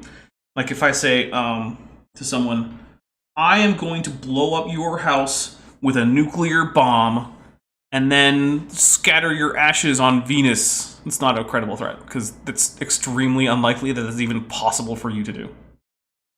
But if you tell someone, I'm going to shoot you in 5 minutes, there's no reason to think you couldn't fulfill that threat. So it is a credible threat. Yeah, and for telling someone, hey, I'm going to attack you violently, but not for 5 minutes, well, they don't have a lot of time to decide what they're going to do about it. Yeah, actually, at that point, believe your threat is credible. At that point, it's probably the case that you couldn't reasonably kill Kent Hovind, but you could very reasonably restrain him. And then call the police. That would have actually been the appropriate response, would be for someone to tackle Kent Hovind, call the police, and then for Kent Hovind to be arrested and almost certainly convicted on the basis that, he was probably recorded if this actually had happened, and there would have been lots of witnesses. So I don't think Kent's shower thought goes in that direction. No, you don't. You don't think his imaginary conversation ended with the realistic possibility of him being in a cop car? A lot of smugness. Yeah, probably. Let's see. There is no God. The strongest survive, right? If I can take it away and I'm bigger than you, well, it's just your tough luck. Nope, actually. Doesn't the lion do that with the zebra when he gets hungry? So, interestingly enough, many primates have a loose conception of property and object to others stealing from them, and even object when they notice others stealing from third parties. Now, there are times when this will go out the window, like, if it's a time when food is extremely scarce, then, they'll just take what they can get. But if there's not this, big starvation crisis going on, and a troop sees that one monkey is frequently just taking food out of the hands of another monkey, that monkey will be chased down and often beaten. Like, this is not just a human thing. This is a pretty deeply ingrained. Now, humans have taken this to a level of abstraction that's unknown outside the human species, where we have things like, we can make claims on areas of land, abstract resources, and things like that. And most primates assume that once you've dropped something, it's no longer your property. So, but humans don't generally do that. If I say, lock my car up and walk away from it, that does not mean that anyone who can get into it and start it up is now its rightful owner. Whereas for, if a chimpanzee drops his stick that he's been using to get termites, and another chimpanzee comes and picks it up, that's generally not seen as some kind of violation. Whereas if you would snatch it out of the chimpanzee's hands, it would. So, humans have a much higher level to abstract, to make these ideas more abstract. But that's sort of the big thing about humans in the first place, is that they can make abstract concepts in a way that no other animal can. You can think about the future as an abstract. You can think about property as an abstract. Things like that. Even language is itself just an exercise in using sounds as abstract representations for ideas, which can either be very abstract or not very abstract. So, yeah. But we see lower level versions of this kind of morality all through various levels of the animal kingdom. So, there you go. I'm taking your life away so I can eat. This type of thinking leads to the logical conclusion is there is no such thing as right and wrong, so might makes right. This kind of thinking leads to Adolf Hitler. No, oh. Joseph Stalin. Good drink for God. We did a lot more on that in video number 5 about how communism and Marxism and Nazism all ties in. Also, did he just call Pol Pot Paul Pot? He probably did. I think he did. Goodness. Paul Port. Next thing is going to be Paul Potter. Just completely give him an English name. With evolution. It all starts, you have to get rid of God. Which then, if there is no God, who's the next most likely candidate to be the king of the universe? We get it, Kent. It's you. Wait, no. Humanism has to have evolution. Humanism doesn't say that humans are the gods of the universe. It just says that they are that human well-being and flourishing should be the focus of humanity's efforts, and that at least earlier versions, I don't know if they would still say this now, but some earlier versions of humanist writing said that humans were the highest organism that has ever existed that we know of. It doesn't make them gods of the universe. Now, sometimes they'll say things that sound sort of like that as part of like the rhetorical strategy to explain why they're sort of a quasi-religious group and why they deserve protection under the First Amendment as a religious group, despite not technically being a religion. Okay, but just to say that humanism says that humans are the gods of the universe is to misrepresent humanism.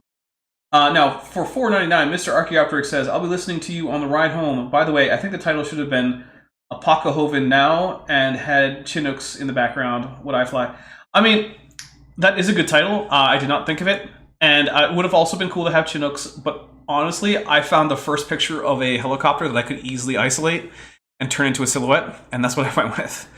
I'm not going to sit here and pretend that this was a super high effort. Let's see. What actually went into this? The red sky is literally just a big block of red paint.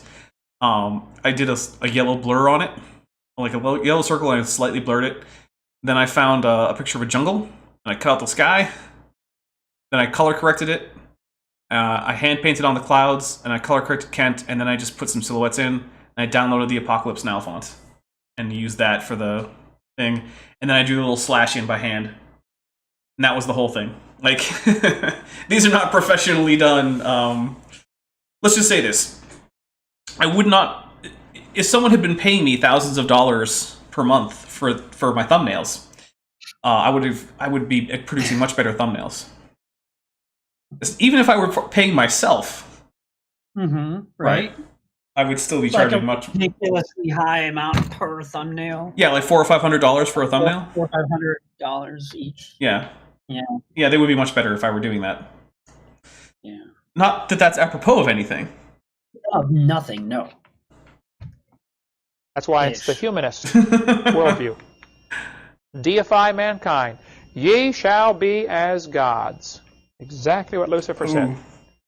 And Megan Fox Giant Poo says, Dapper, that's still more effort than Kent put into his entire career. You know, I don't think he's done any of his own art. Like, I don't think those cartoons are by him. That's for sure. Well, I guess I can't say it's for sure. Well, maybe. Yeah. Maybe. It's possible. Some people don't know that you make all your own CGI and all that.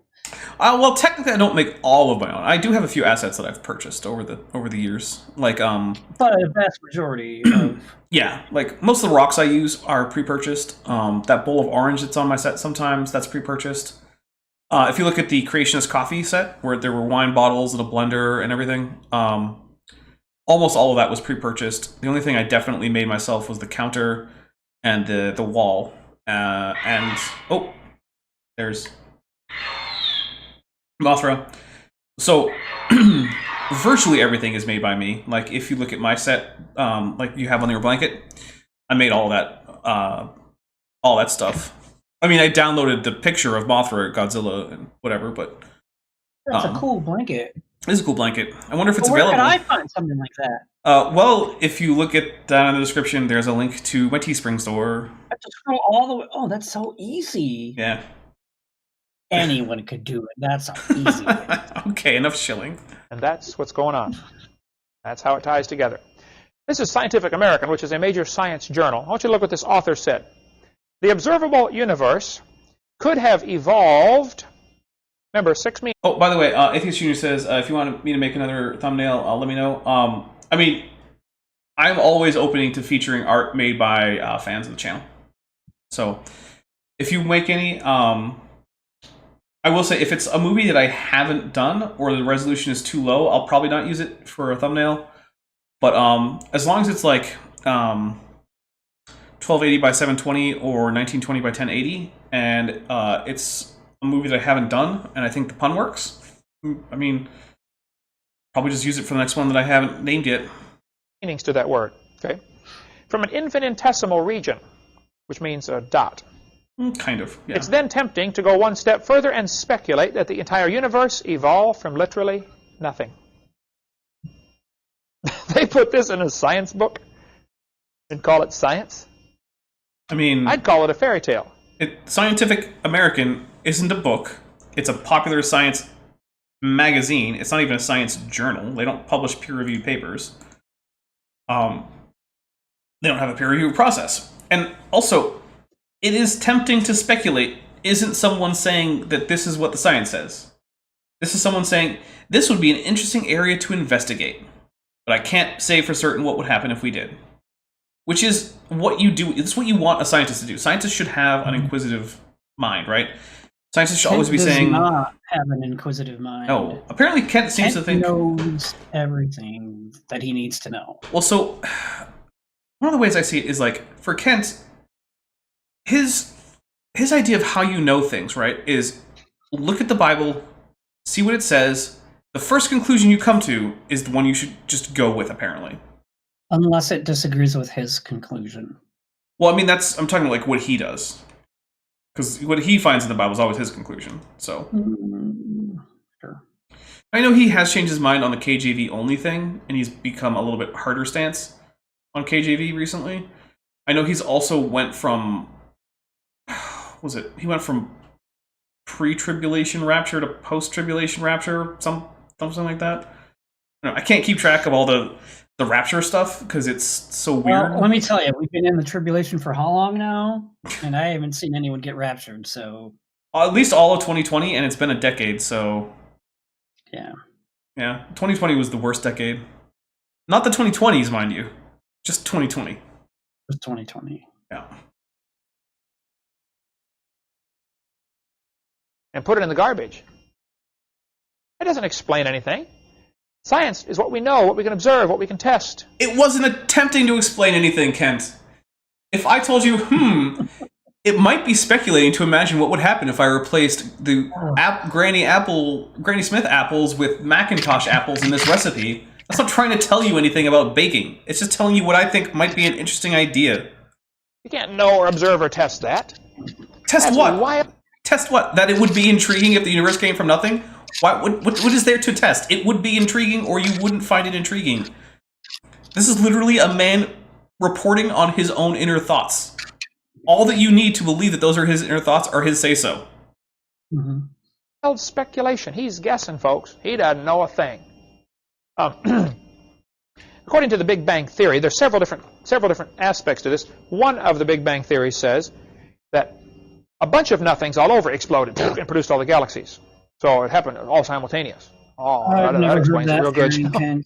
No, I think Kent is confusing the idea that the Big Bang happened everywhere at once with the hypothetical idea that no one that I know of has ever proposed, that there were several little tiny singularities that all, there were just a bunch of medium bangs in discrete locations. No. That blew up and then turned into galaxies, which is not how galaxies form. Nope. So, yeah, I think that's just Kent making something up. Another one says it was all in one dot and exploded and flew out in all directions.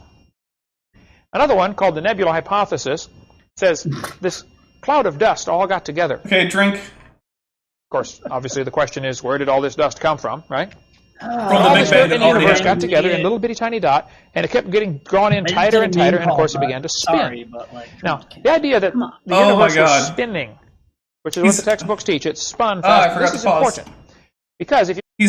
He's right now, right this minute, he is, in fact, before our eyes, giving his thought process for how he thinks the nebular hypothesis of this formation of the solar system is the Big Bang. That is what is happening right now. No, I am convinced. If I am wrong, I will eat a potato. Well, I think you should eat a potato because I think you're wrong. Because I don't think he thinks that is the Big Bang. I think it's the nebular hypothesis was a replacement for the Big Bang as a possibility of the universe coming in. I think he's going to say... I think that's what Kent's arguing. And I could be wrong. I think he's saying this dust... I'll eat a potato. Okay. I think he's saying that all the dust is collecting into a single point that starts spinning and spinning, and suddenly it spins so fast enough that it blows apart again. Maybe. And that's the Big Bang. I think it's switching from the universe being created to the Earth being created right now. That would be the... Here's the big flaw with Here's the big flaw with that idea. That's giving Kent Hovind credit. I'm speculating on what might have happened inside of his brain. All right, let's see where we go. Someone's going to end up eating a potato. Oh, and how much should we drink? Well, you want to look at the planets or the sun or the Earth or the stars, everything seems to be spinning. So where did this spinning motion come from? Doesn't it take energy to make something turn around?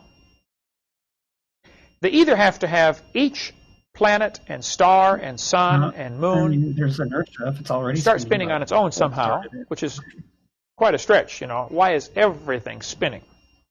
Or they have to say the initial object was spinning, and that's why all the fragments are spinning. If there was a Big Bang, this initial object was spinning and exploded. Oh, that is it. That is me vindicated on this one. Well, he's saying that the Big Bang is the same thing as the nebula. No, he started off with all the dust collected into a spinning little dot, and then he just said this spinning little object. Oh, drink for Godzilla. I'm gonna have to go ahead and call it. You need to eat a potato. You may cook it in whatever manner you desire. I'm not cooking it. Oh, okay. The restaurant's gonna cook it. Oh, that's fair. You may have it cooked in whatever... Wait, how do you know it's gonna be a whole potato then? I'll have to do baked. Yeah. We could see the whole thing. Yeah. Pictures, send me pictures so I can put them on the community tab. So everyone can know that you ate the potato. I will do that. All right. You saw it here, guys. They're faced with a pretty unpleasant choice. Neither one is logical, scientific. Certainly not scientifically provable. It's not even nebula began to spun idea. faster and faster, and finally it exploded with a Big Bang. So see, of course, look. Obvious question. He thinks the nebular hypothesis resulted in the Big Bang. Drinking again. I'm not eating extra potato. No, I'm not asking you to. Questions are, where did the energy come from? Where did the matter come from? Who made this Big Bang anyway? And they don't try to offer any answer to that. Here's my two timelines. And again, I found this is absolutely the most effective way to get the point across. The evolutionists believe 20 billion years ago there was a Big Bang. The Christian believes 6,000 years ago God created. We believe in the beginning God. They believe in the beginning dirt. No, they don't. They're in the same No, boat yeah. we are, trying to answer, how did it start? Also, I have to point out that it's the creationist who thinks that humans came from dirt. Because how did God make Adam in the Genesis account? Isn't it from the dust of the earth? The dust. Yeah, I think the dust of the earth. Well, you know what dust is basically just little particles of dirt. And skin and. Well, I mean, organic debris is. Whose skin was it? That's a good question. Whose skin was it? God's skin. God's skin. Yes. You have to watch. I do debates frequently, and it's in where was I last week? Knoxville, Tennessee. No, Coleman, Alabama, the week before that. The article that came out in the paper, somebody faxed it to me. Oh, they blasted me up one side and down. They always wait till I'm gone, and then blast me when I get out there to defend myself. After I left El Paso, Texas, back in October '99, the news article came out, and look at the title here. Religious and scientific leaders debate evolution. Now think for a second. What is the unspoken message here? What they're trying to imply is evolution belongs with religion. In other words, those who believe the Bible are religious and everybody else is scientific. That is not at all the implication of that.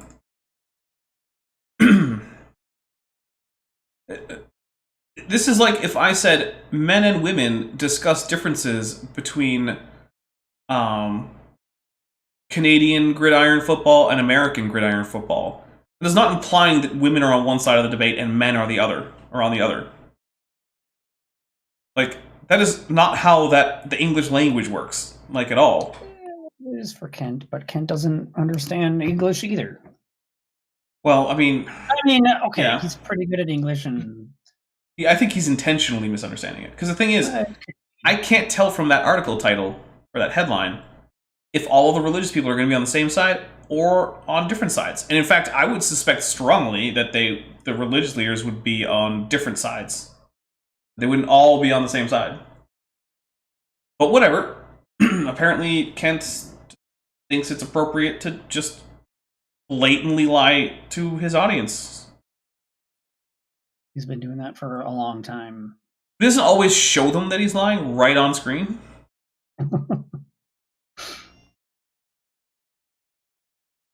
Evolution is combined with science, is what they're trying to say. No, they're not. Just by the title. Is it religious and scientific leaders debate evolution? Or is it creation religion and evolution religion? They're both religions. But the news media always seems to always put the slant that, if you believe the Bible, you're not scientific. That is not the slant. Unspoken message. There's a lot of unspoken messages here. Do you think Kent is aware of the numerous Christian evolutionary biologists? No. Yes. He's aware of some of them because he's mentioned some of them. You think he just thinks they aren't Christian? I think he said that too. Okay. The Bible isn't part of science. Religion isn't part of science. Isn't that what they're trying to say? Yes, and they're not trying to say that there, but those two things are true. Neither religion nor the Bible are part of science. There's a difference between religion and science? Yes, there is. They do this all the time, and you got to watch for it. They say there's a difference between religion and science? Yeah, watch out, guys. Yes, sir. Isn't it true that most scientists, it lends their credibility to scientific training to evolution. Do stuff and scientists have credentials. There's 6 people there. Supporting a theory. There might be some out of frame. Isn't it true scientific 5 people and a shoulder. are supporting evolution? Many scientists do also happen to believe in evolution. I could say some scientists drive Fords, some scientists drive Chevys. It doesn't mean... This is the first time the shot has moved, other than to cut to a slide. Yeah. Huh. So there's actually a camera operator who's doing this really bad camera work. I just showed up, yeah. Okay. The Ford has anything to do with science, or the Chevy has something to do with science. The fact that he believes in evolution, and also is a scientist, does not mean there's a connection. Yeah, but okay, if, say, 99.99% of scientists drove Chevys and not Fords, that might actually tell you something. And that's the case when it comes to evolution. At least in relevant fields. In any field that's relevant, over 99.9% of scientists accept evolution. Because it's true. And you got to be careful with that, okay? Everybody has a religious belief. I have religion. Everybody has some kind of religious belief, okay? Even atheists.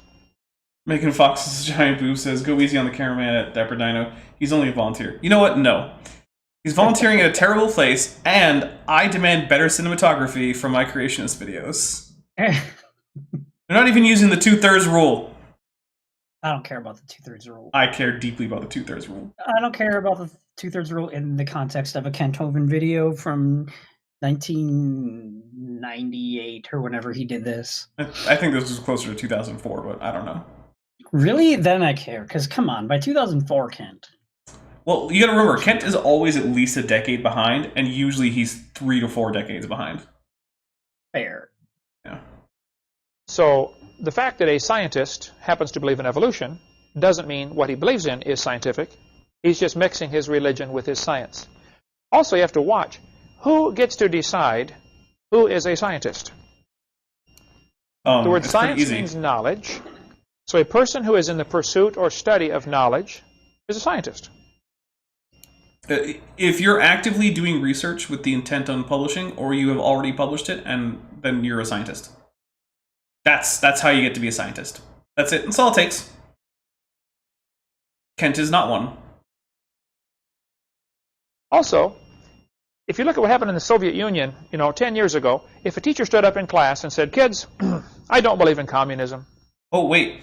That might have just dated this. So, the Soviet Union fell in, what, 90... I feel like it was like 93? 91? 91? We'll check.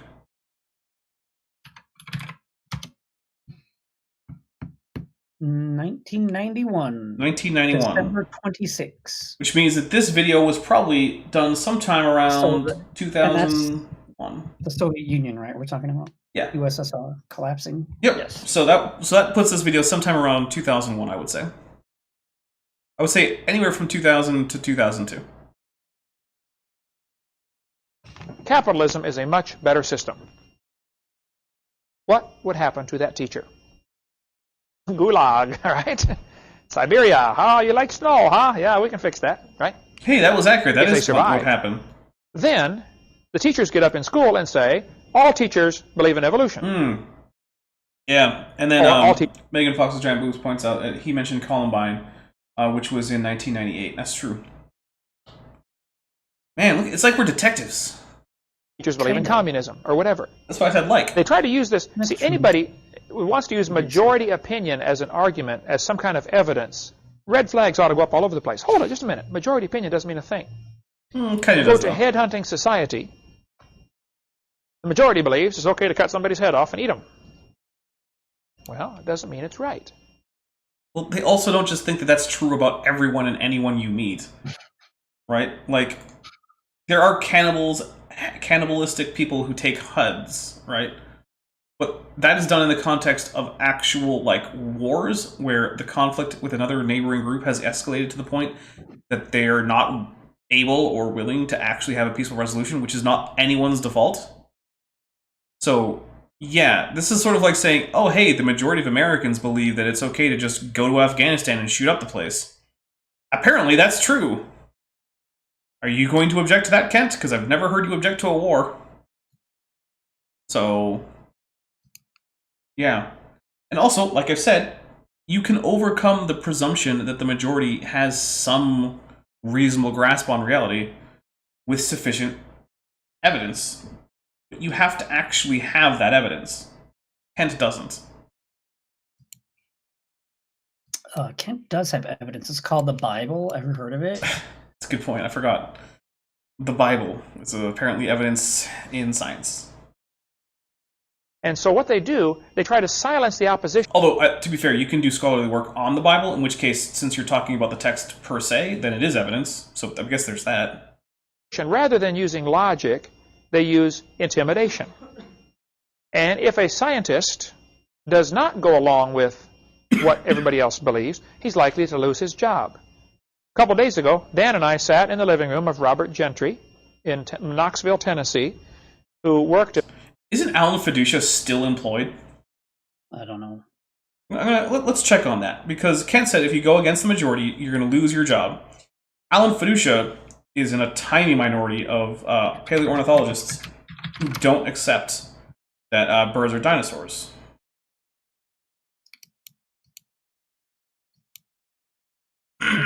So let's see. Paleontologist. Yep. So he's basically retired, but he was never fired, and he remains a professor emeritus at the University of North Carolina. So apparently, no. You don't get fired just for believing a minority position. And in fact, Alan Fiducia's minority position is almost as stupid as many of Kent's. So, explain why that's not the case. Now, I do know of creationists who've committed academic fraud and been in the service of creationism and then been fired. That happens. Which, by the way, once again, Thursday, academic fraud video coming out, talking about what it is, why it's important, how you can tell who's doing it, giving some, say, recent examples. So, yeah. At Oak Ridge Laboratories. He's a scientist. He was one of the world's experts on the disposal of nuclear waste. But he wrote... Nothing about that makes him a scientist. He could have been a technician or an engineer and still had all of that be true. But, okay, maybe he was. All sorts of articles. They were published in all sorts of major journals. That makes him a scientist. Until they found out he's a creationist. Right away, shut him off. Nobody will publish anything he writes anymore. Do you remember the name? Because if they do... I would be fascinated to look into that. Because generally speaking... creationists like to tout these stories about people who were fired for being creationists, and then when you look into it, it's almost never actually the case that they were fired for being a creationist. It's something like your contract wasn't renewed, or you actually conducted academic misconduct and you were tossed out, or the department closed down, or something like that. These stories never really seem to check out very well. Now, if you were in the school's biology department, I would expect you to be fired. Just like if you were in the school's, like, I don't know, geology department, or cartography department, if schools still have those, and you were found out to be a flat earther, it'd be like, no, get out. Oh, Robert Gentry? Oh, I know Gentry's story was mostly BS, but I cannot remember what it is, so I'm not going to go out there and say what it was.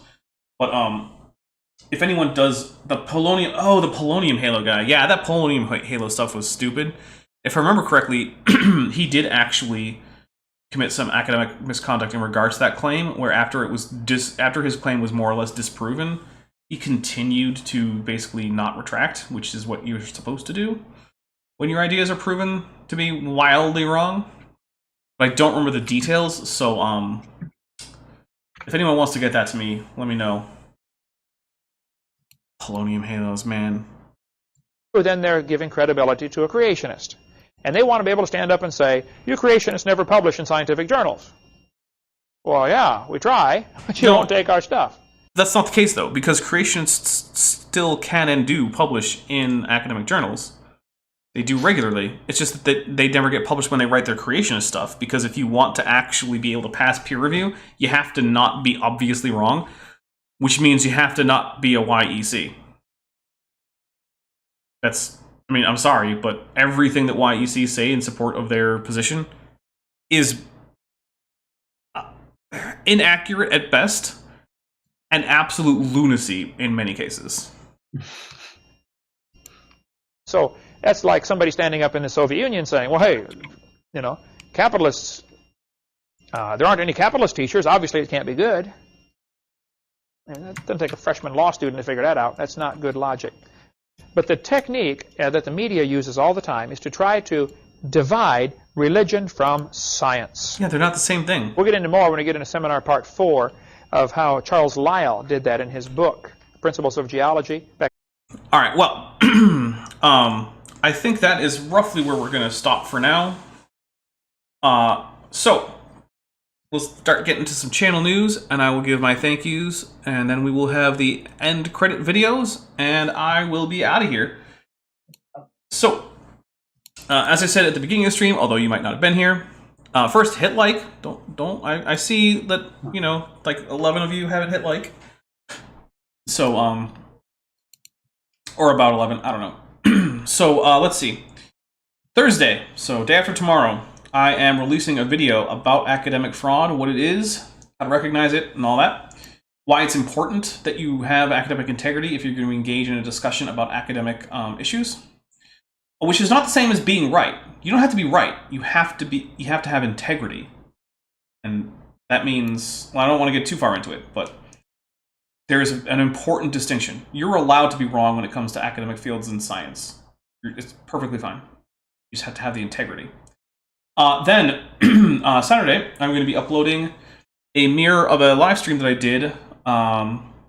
It was primarily a discussion between myself, Jackson Wheat, and a young earth creationist, hosted by Steve McRae and Cheshire Vic, who both had some very interesting input.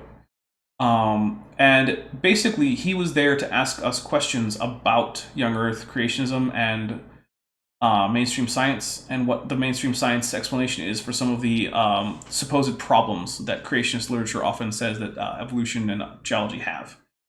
So if you want to see it right now, it's on my playlist Dapper on other channels. Since I just recently added it, it should either be the top or the last playlist. Oh, drink. That just depends on which direction, you know, YouTube added it, because I can't ever remember whether it adds it to the top or the bottom. But if you want to watch it on my channel, that'll be premiering on Saturday. Also, after that premieres, we will be at 5 p.m. Saturday. Bent, is that the new time? I think that's the time, yeah. Okay, so at 5 p.m. on Saturday, you can join me and Bent, and Corporal Anon, and TD Lane, and Deadly Dakota Raptor, and Duke Ellington, who's Bent's brother, for a game of Star Trek Adventures. We're using the Klingon Empire's core rulebook. So we are a Klingon crew on a Klingon ship, yelling at each other, usually in English. Every once in a great while, there might be some Klingon thrown in. So Every once in a while. yeah, it's not very When I get common. mad. Yeah, Oh, yeah! yeah. And also, the Klingon NPCs have a tendency to use a little bit more Klingon, just because, you know, they're me. And they practice more than I do. So, then the next Tuesday will be another Kent with Bent. And I think the video after that will be a video about Jonathan Sarfati, who is a chemist who then tried to go into bird anatomy. And he did about as well as Dr. Menton, who is a medical doctor. Did he do as well as Charlie does on bird law? Basically, yeah. Okay. So, and then I do want to say that the next Tuesday after that should be a Eric with Erica, because that is the second Tuesday of the month, and we want to give Bent a Tuesday off every once in a while. I don't get Tuesdays off. But hey, whatever. That's fine. So that's it. Bent, what do you got for people? So there's Copper Magma music. We have 5 songs that are done, except for one they want to redo vocals on. So that's out of, I think, the 10 we were going to do, and we're almost halfway there. Okay. And I don't know about, like, there's still kind of some up in the air. What's going to happen with it? Is it going to be an LP? That's what I want, but I guess the rest of the band isn't quite tied to that. So we'll see how it happens. But I want these songs to be released, you know, and I'd like a theme of LP we had planned. But, you know, we're making progress with the recording, and it does sound like demo quality, I guess. I think it still sounds pretty good for what it is, though. But yeah. Okay. I'm excited about it, and I want everyone in here to listen to all of it for free. Coppermagma.com. You can get the EP from last year for free. And you can also get Copper Magma music on Spotify, right? Yeah, and I think there is like one of the demos for Bose is on Spotify, and maybe one of the first takes of Copernicus too. Okay. So there's a little extra on Spotify, like 2 extra songs, I think. Awesome. So yeah. Well, there you go. And of course, you know, if you want more of Bent Hovind, go to Top Hats Off, my off-topic channel on Saturday. So, but other than that, I just want to say thank you to everyone here. Thank you for all the likes. Thank you for all the chats. It's always great. And I want to say a special thank you to everyone who super chatted, because that does help support the channel. A lot, actually. A lot. So that's Vandalia1998, work in progress with a 0 for the O in progress. Eric, Virthaler92, and Mr. Archaeopteryx. Thank you very much. And that is it for us.